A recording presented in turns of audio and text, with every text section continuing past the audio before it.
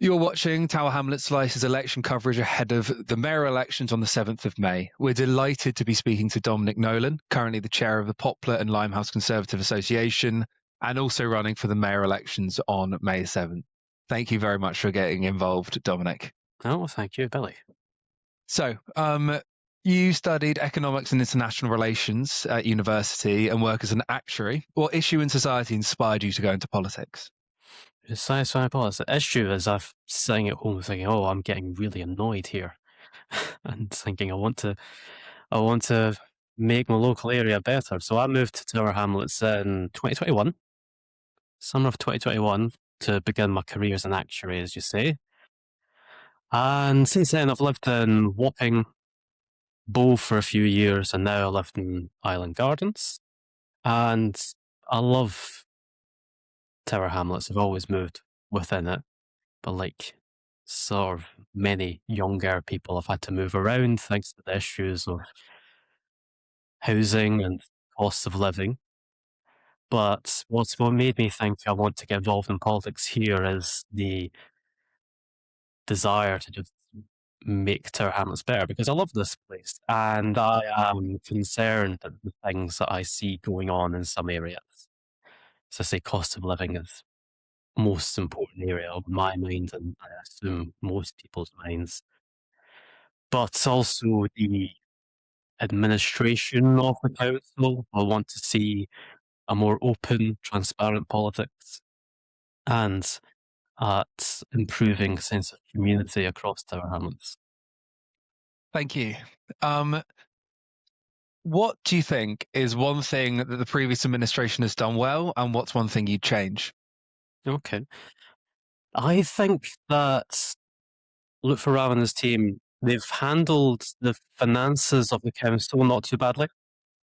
I'm quite pleased that, naturally being a Conservative candidate, I'm concerned about living within our means, and so I'm grateful that we are not in such a bad position as many councils across the country are. And that doesn't mean, of course, there are areas in which I would spend differently from my suspect he would, or any future mayor from the Aspire party would, or from any other party. And look forward to getting into that with the candidates sometime. One thing I would change is I want to open up to be a more sort of transparent politics in Tower Hamlets. I'm concerned about the multiple reports about the council administration from the government and external auditors about power being concentrated within the mayor and his immediate team, which affects the culture of the council. And I, for one, am not a fan of the single authority mayor model. I would prefer the council leader and cabinet model, which is more, there is more idea of being responsible to electorates on an ongoing basis, rather than you're elected once and you hold that mandate for 4 years, whereas you have to be keep the confidence of your colleagues, which promotes that collegiate working. So if I were elected mayor, the thing I would change is, I'm not saying I'm going to adopt that model. I know that's set now, but operating as mayor, I would want to see increased scrutiny at the top level of the council and a more cross-party collegiate working in the chamber. Thank you. On that, I suppose it would be possible. Would you push for a referendum? No, because we've already had one, and the people decided they liked the mayoral model. So my view is that we would make it as open as we could, but keep the model as it is. Thank you. The Conservatives have historically struggled to gain wide traction in Tower Hamlets. Why do you think that is? I'd have to say probably that we have struggled with, it's not just Tower Hamlets, across East London and Central London. That's something we've struggled with in the past. But I think that what we bring to the table is the still the idea of responsible governance of the council is what I'll be advocating for. And if we cannot find that great success across the council that I hope we can, then it will be holding the council to account, and that's what I would intend to bring. And I hope that in May that we can overcome what you say, as we've not found great success in the past. I'm going to be fighting to make sure that we have great success. So not just for the sake of our party, but for scrutiny in the council and for people at Tower Hamlets. Okay, thank you. So on that, so far you're the only mayoral candidate representing a party on the right. Reform hasn't announced any electoral candidates. Would you be looking to pick up Reform UK voters? Well, I would say I'm trying to pick up as many voters as I can. I don't really think of it as taking voters from one party or another. I wouldn't deign to say that one party owns voters from a certain section. So it's I wouldn't think of it so much as voters belong to a party. I'll put forward what I think of as a centre right case and pick up as many as I can. Thank you. And kind of slightly follow up. So you are fighting election against alternatives from left of centre parties. Which Conservative policies do you think Tower Hamlets would most benefit from, and why? I would think it is that the Conservative idea of government doing less but doing it well. And so I would for say spending on the council, national government, local government spending just runs away and away from us. So I would be looking to not increase council tax to help the cost of living. So the council is doing less than if we were to increase by the full amount, but want to do it better.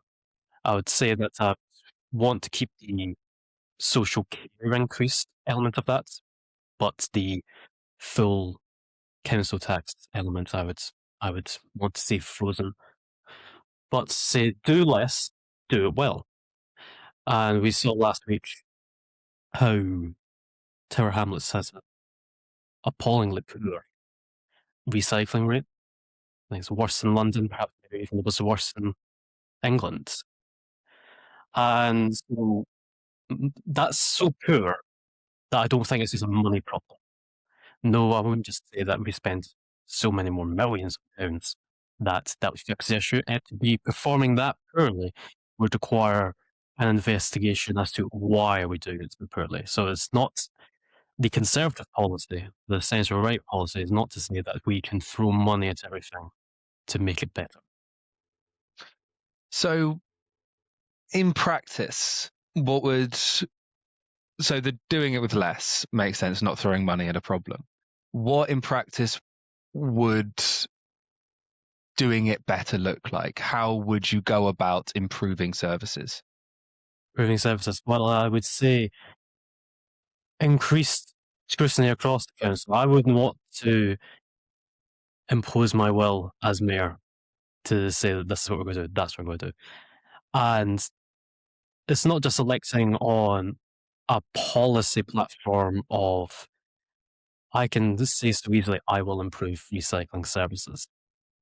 There needs to be something behind that which would involve investigation across council. I would hope that we can bring talent from across the chamber, across parties, and also through council officers and whatever talent we can bring on board to help us fix services. Mm-hmm. So you moved, as you said, to the borough in 2021 from St Andrews, where you were a councillor. How has your experience of Scottish local politics differed from Tower Hamlets? Oh, well, it's a bit easier for me to get around the doors, thankfully, because it's more densely packed.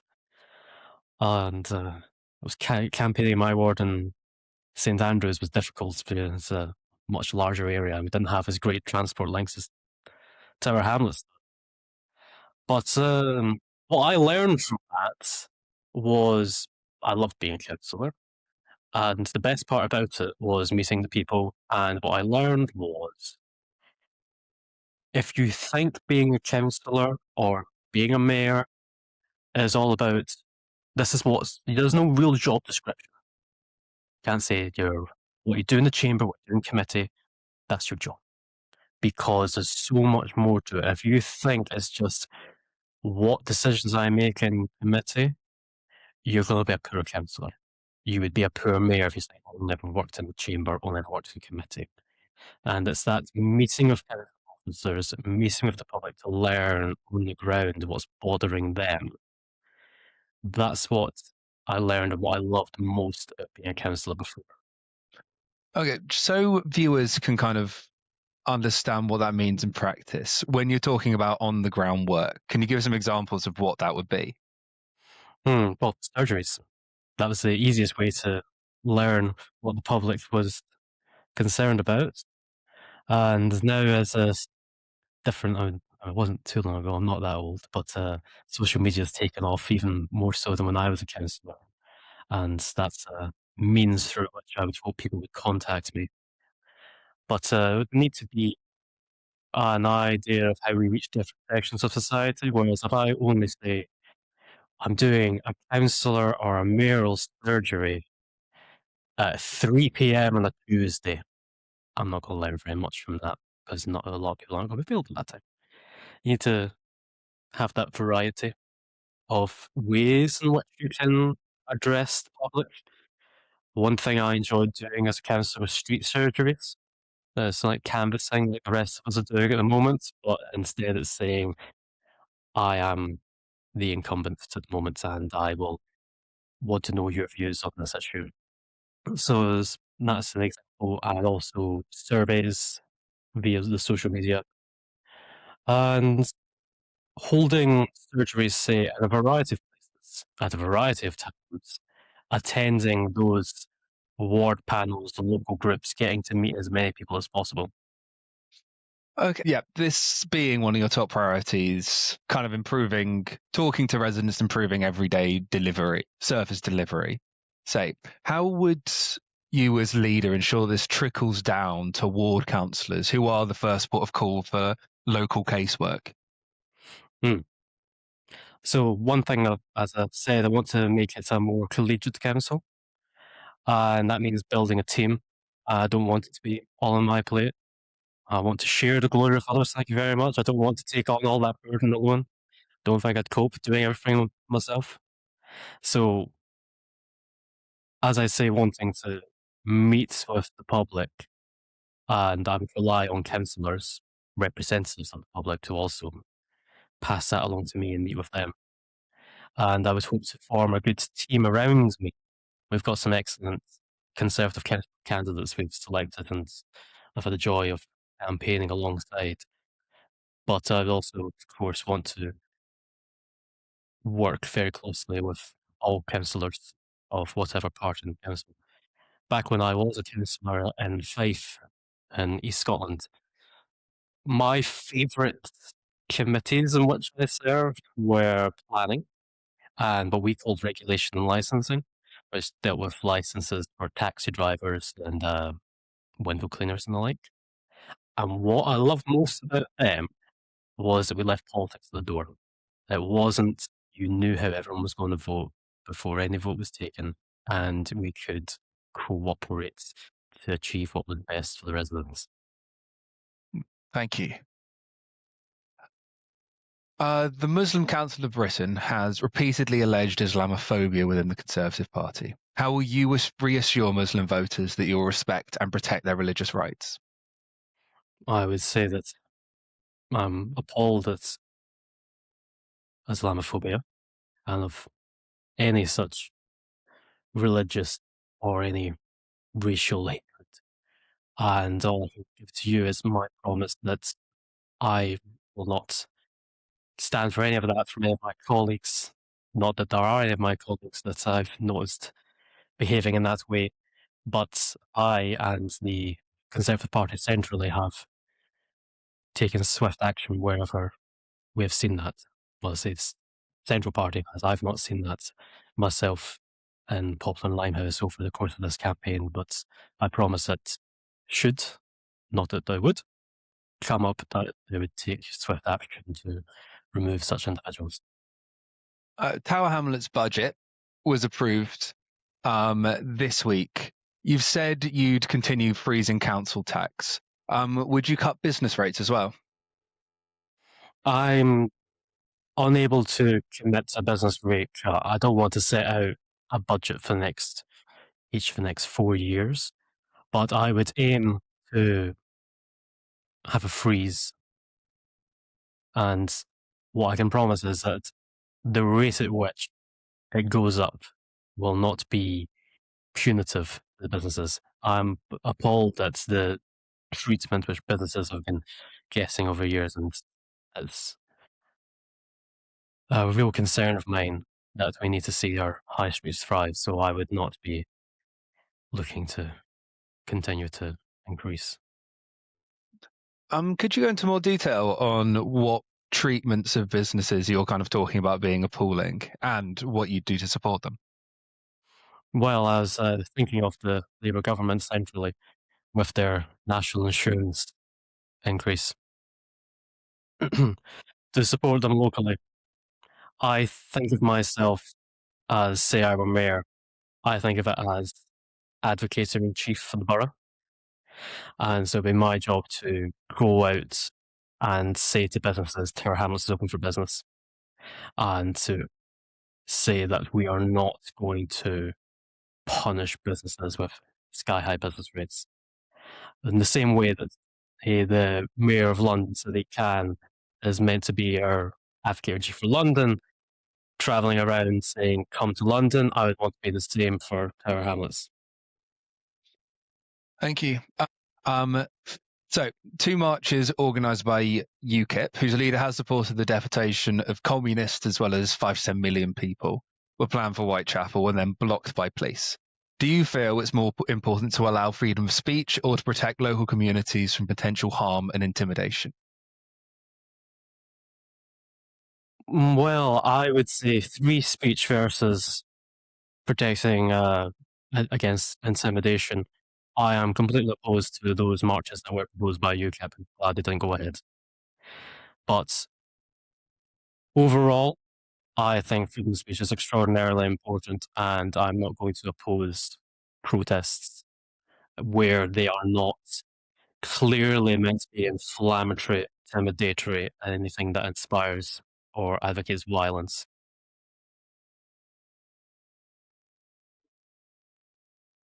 And how would you define inflammatory in this context? Well, like the UKIP example, clearly inflammatory with their behaviour and seeking to. They chose Tower Hamlets, they chose Whitechapel because of the diverse community we have and they clearly oppose that, they hate that. When that was an example of wanting to be inflammatory, and in other similar cases, I would agree that that should not go ahead. Thank you. So that's the end of my questions. Do you have anything to add? I would say that I love this borough, as I say, and I love the people of the borough, and I hope that you will put your faith in me and my Conservative colleagues, and I will do my best not to let you down. Thank you very much, Dominic.